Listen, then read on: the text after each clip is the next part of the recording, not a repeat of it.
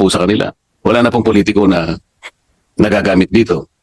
At makakatipid pa po tayo. Can you imagine the ayudas na 250 billion pesos per annum? Pagkatapos after surveys, sasabihin, 57% of our people feel that they are still poor. They're involuntary hunger. 44% ay nandun pa rin sa yung ang klase economy yun. Hindi natin natutukoy lahat ang pinupuntahan ng ating subsidy. Kaya po naisip ko, it might be a good substitute. Hindi sa ayuda, but kumbaga i-reallocate po natin. We're trying to differentiate the mechanism now. Pero pupunta po talaga sa targeted.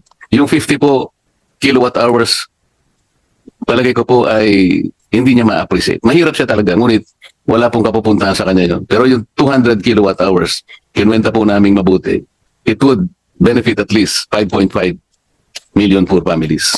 Thank you. Thank you, Senator Marcoleta. Before I give the floor back to ERC, may I know if in your presentation now, you're presenting any other figures beyond the example of the appliances? Because if not, I'll be the one to ask you what I want to hear, and then you can either give me an answer, or if you need to research, you can get back to me. So if it's in your presentation, then you can continue. If not, I'll specifically ask you what I need to hear. Yes, thank you, Madam Chair. Wala na po, yun na po yung, well, the basis, Your Honor, because we've just adopted, Your Honor, the 50 kilowatt hours. In fact, it was just published last Friday, yung pong ERC resolution setting that lifeline threshold, Madam Chair. So I will elaborate, no? I understand based on what you said that your 50 kilowatt threshold would cover 3 light bulbs, 1 electric fan, 1 TV, and a cell phone charger. I would add my observation that in this day and age, kasama yung cellphone charger. Maybe if you had this discussion more than 10 years ago, wala nang ganon. Pero wala pang ganon. Ngayon, kasama na yan.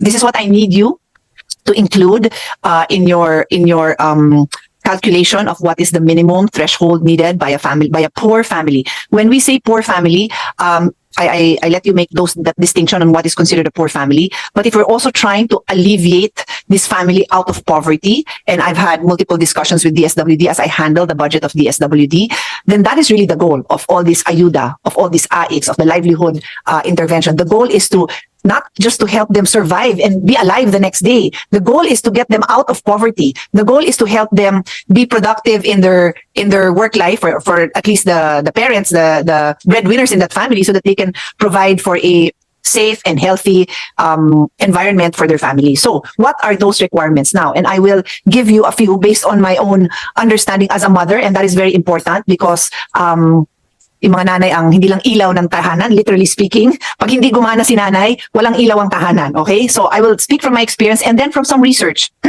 So Senator Marcoleta already pointed out, ano ba yung minimum ng ilaw? I guess it would also depend. If you all live in a one small room, then maybe 3 is really enough. But you could still be living in poverty and have a separate bathroom and have a separate bedroom, and makakulang yung 3 light bulbs na yon, di ba? And then I move on. You already mentioned electric fan, TV, and cell phone charger. What about a rice cooker? Is that not so essential to the life of a Filipino family? If we lived in America, rice cooker is not essential, but we live in the Philippines. Rice cooker is essential. Now, you might argue na, kasi sa kalan naman yan nagluluto at gas stove yan. Maybe not. So, and I think a lot would buy a rice cooker, okay? Because they will use their one kalan for something else. So, I will include rice cooker. I would also include a refrigerator. Napakainit sa Pilipinas. And Senator Lauren will tell you na kahit i-refrigerate mo yung pagkain, Pia, wag mong kakainin yan after 1 day. Kahit ang refrigerator, maraming bacteria. Pero we already know that it's the cooling effect that would keep food safer for longer. So ang hirap din naman ng buhay na walang refrigerator. Ano ba yon? Kasosyalan na ba yon na mag-refrigerator? Hindi naman siguro, no? We can assume that is a necessity, right? So refrigerator, di ba? And then paano sila nag-iinit ng pagkain? And this is where me as a mother will speak up.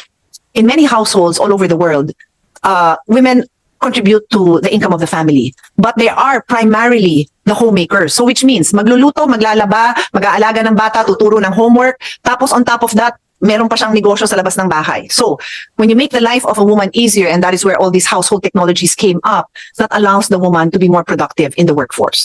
So you might find it luho, pero if you provide a microwave oven or ako kasi yung version ko na mas mura sa microwave, which many say is safer and much cheaper, is a toaster oven. Pwede mag-init ng kahit ano doon. Pwede ka pang magluto sa toaster oven.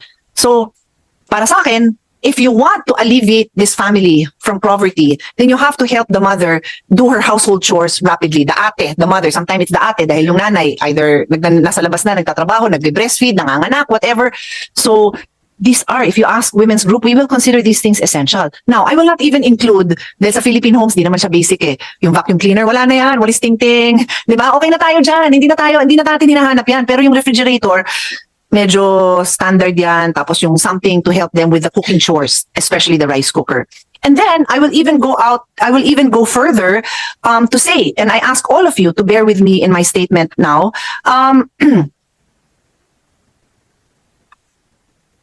isipin nyo yung pinaka-low level na assistant nyo. Na whether siya ay assistant sa office, receptionist siya, clerk. Di ba expected natin pumasok yan na mukhang maayos? Ang sweldo siguro niyan, minimum wage lang, maayos. Paano ba mag-aayos yun? Eh di syempre maliligo, magpapatuyo ng buhok. O ano, dun sa isang electric fan, habang tulog yung bata, magpapatuyo ng buhok. Alam ko yung gawain na yan, dahil kulot ang buhok ko. Kaya yan diretso ngayon, dahil dumaan na yan sa tinatawag na plancha. Luho na yon. Pero I have to appear presentable like any other woman is required to appear. So whether patuyo mo yung buhok mo sa electric fan, or bumili ka ng blow dryer, or may plancha, or sorry na lang, tatali mo na lang yung hair mo, which ginagawa naman din namin. Kung talagang walang time, tatali mo na lang yan. Semi-essential din po yun. So, that's because we want to alleviate them out of poverty. So, kailangan pumasok sila sa trabaho na expected sila na maayos ang itsura. Diba? So, yun lang naman yung mga little things na gusto ko lang i-point out kasi ano ba ang essential? Yun. And for me, and I'm not going to do this because Senator Marcoleta put so much work into this, but for me, isusustepen ko pa nga yung hearing na to na hindi natin napoproduce yun. Kasi nga, kailangan naiintindihan natin what is essential. But as I said, I will not do that because nga, nag-abala naman kayo lahat pumunta dito. So I will stop right now. But normally, kung akin lang na hearing to that I don't have these two gentlemen here, I really am tempted to say, tigil muna natin to hanggat hindi natin na-define yung essentials na yan. Okay? I will give you back the floor and then as I said, we will call on DSWD after that. Chair, Oh, yes, please, go Madam ahead. Chairperson, just to add, thank you for those points. Importante ho yun. Dahil yung lifeline rate is designed to help our poor constituents, parang direct subsidy to, so that it will free up their cash flow in terms of paying electricity at magamit nila yun sa ibang mga pangangailangan nila. Dahil kung matitipid nila, let's say, 200 pesos to 400 pesos, magagamit nila yung 2 to 400 pesos for other purposes. Pero hindi rin intention ng Lifeline na ilibre yung kuryente. No? I fully support yung statement ng ating chairperson, only those essentials. Kasi hindi ka naman mabubuhay ngayon kung wala kang rice cooker o wala kang refrigerator. Mahirap no para sa isang mahirap na pamilya na wala nitong mga basic appliances dahil mahirapan sila if they have babies, if they have children, napakahirap naman magluto kung wala silang mga appliances na ito. So it's designed to subsidize essential appliances but not designed to completely pay their electricity for free, no, or ilibre yung kanilang electricity because pag linibre naman natin magkakaroon naman ng I would say perverse incentive. No, dahil kung libre, di bili na lang sila ng bili ng equipment or parami ng parami. So, and then on the other side, pinapasa rin to sa mga non-lifeliners natin katulad natin. No? So, in other words, yung binibigay nating subsidy, tataas rin yung binabayad ng non-lifeliners na hindi naman din lahat doon ay mayayaman. Iba ay nasa tinatawag natin near poor category, iba nasa lower income middle lower income category. So sila naman ang sasalo nitong subsidy. So we really need to strike a balance, no? That's why doon sa bill na inextend natin yung lifeline, we gave ERC that power to determine the rates. Dahil iba-ibang location, iba-iba rin yung kuryente na binabayad nila, iba-iba rin yung poverty incidences. So we gave that to ERC. But I do agree with the chairperson na it's really designed to help our poor constituents have the basic appliances in order for them to live a productive life. No? Hindi siya designed to pay for everything. No? Thank you, Mr. Chairman. And sorry, I cannot, I mean, this becomes a gender issue for me, no? So I will stand up to fully demonstrate my point, okay? So kahit yung mga kasama ko gusto tumayo, napaplansya ba ng magic ba yon? Hindi yan naman magic, okay? Lalabas yan, pagkatas ng labato yun, nagusot-gusot. So ano, di kasama din ang plansya, di ba? Kasama ang plansya sa basic. Hindi, I mean, we expect to look presentable. So kung hindi yan expectation ng society, di hindi yan kasama.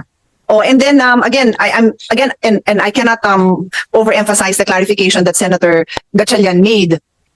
We just need to pinpoint what these are. And there's so many other ways to help a family survive. Like naisip ko, this can even be either a, what do you call that term in,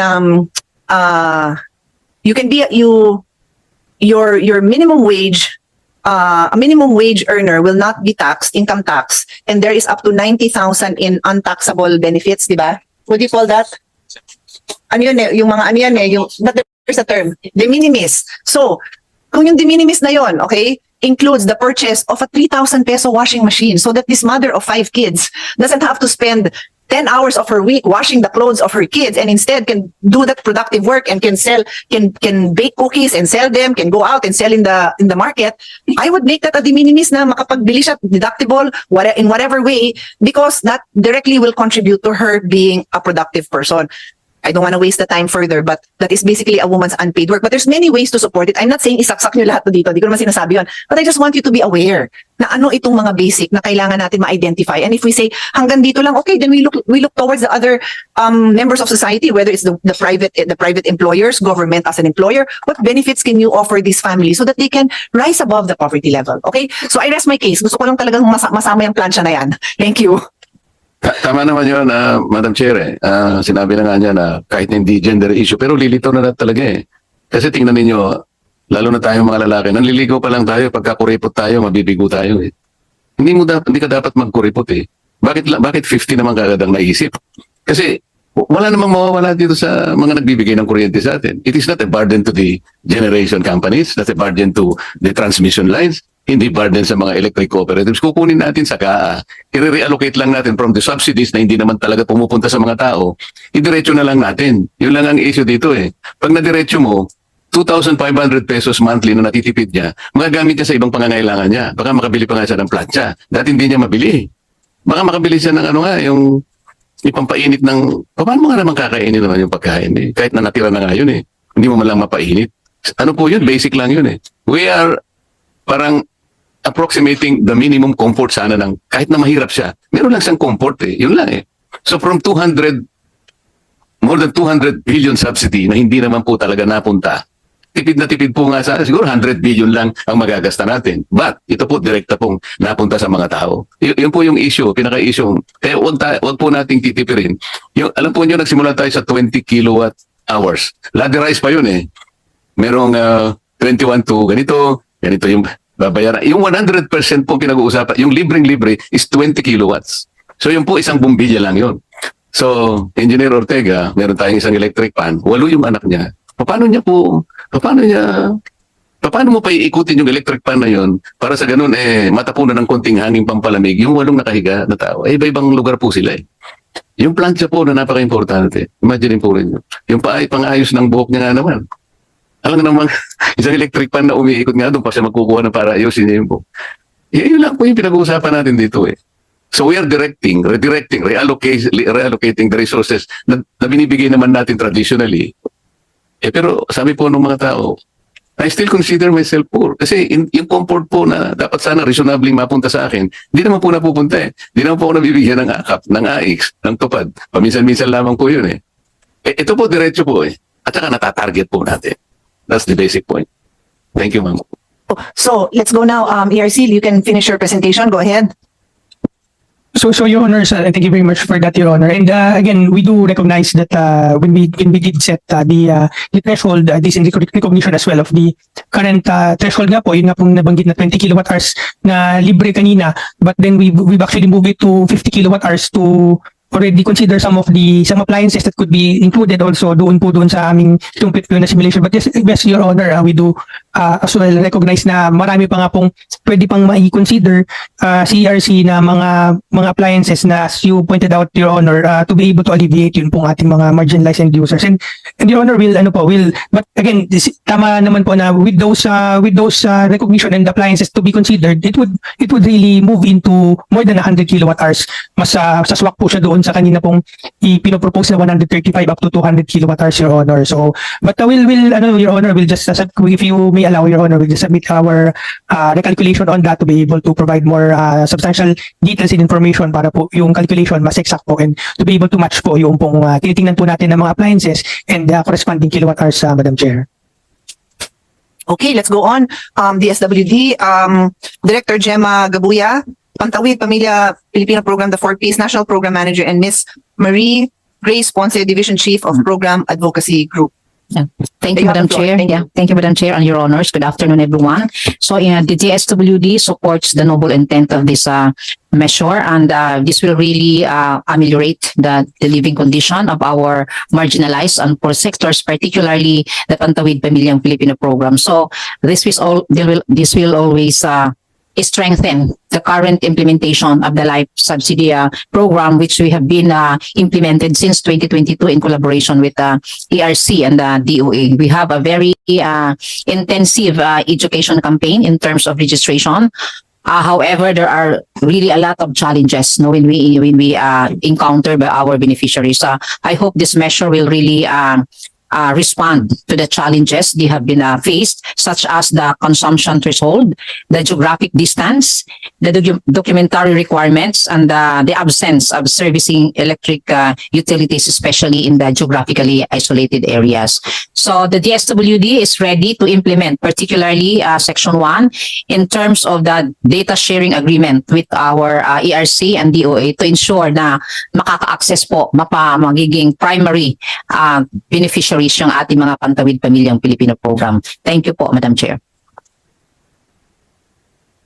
Thank you. We leave it at that, no? But in the succeeding hearings, we can discuss how you see, aside from just supporting the 4Ps beneficiaries, how you can. I really want DSWD to dig in, to get involved in this and to reflect on the comments I made. You know, like because I've had lengthy discussions with the Secretary of DSWD in our hearings, and we want to really understand, like, how do we alleviate them out of poverty? Kasi pag tinignan mo yung existing programs ng DSWD, may target talaga yun eh. So yung livelihood, naka-target yun dun sa mga nag-graduate ng 4Ps, kasi nga tinulungan namin kayo para yung anak nyo, yung incentivize na matapos ng pag-aaral ng anak nyo, mapadala nyo yan sa doktor, di ba? They have to have their immunization. Then we want to give you these livelihood opportunities para tuloy-tuloy ang improvement ng quality ng life nyo. So please study this para you can really come back to us and give us input na ano ba itong mga basic na kailangan, di ba? And maybe the rate would be different if you live in a rural area versus you live in the metropolitan area. Kasi sa totoo lang, kung hindi mo, again, I use myself example, hindi ako mag-blow dry ng buhok ko. O di, hindi ko na kailangan ng extra electric fan and whatever else to make myself presentable in the office. So these things matter. Yung pagkain, it won't change. Pero yung kailangan mo gawin to earn a living, that changes mostly for a woman. Okay? Thank you. So let's go now to DOF, Attorney Manuel Rodriguez of the Development Management Office, Sir, number 4, and then please be ready, Nea and Meralco. Thank you. Mr. Chair, we apologize that we haven't yet submitted our written position paper. Truth of the matter is we're studying within DOF and we're actually deliberating among ourselves if there is a fiscal implication on this proposal or if there is, to what extent. Your Honor, we commit to submit it as soon as possible po.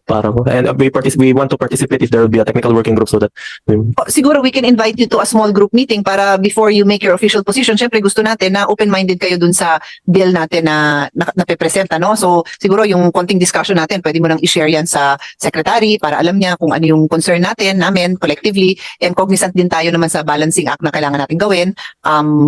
But we're more than happy to have to host a small group meeting with our office, with your office, and whoever else. And yun nga, as I said, I want DSWD to be a part of it kasi DOF needs to work very closely with DSWD in terms of how to assist the marginalized sector. How do we give them the support that they need? Okay? Thank you. yes, Your Honor, we will do that. Sige. Initially, Madam Chair, I think you were there also as well as Congressman Senator Gatchalian. I'm sorry. Palagi ako nagkakamali kasi mga kaibigan ko si Kong Rex, si Kong Wesley, Senator. Ganito po yun, Attorney. Alam niyo, nung pinload ko ito doon sa aming mga deliberations ng 2026 budget at tinanong ko kay then Secretary of the DOF, Ralph Recto. Sabi ko sa kanya, kumukontra ka ba, pre? Hindi ako kumukontra dyan. Totoo niya, gusto ko palaking ko pa yung kilowatt hours. Sinabi niya yan. Thank you, ma'am.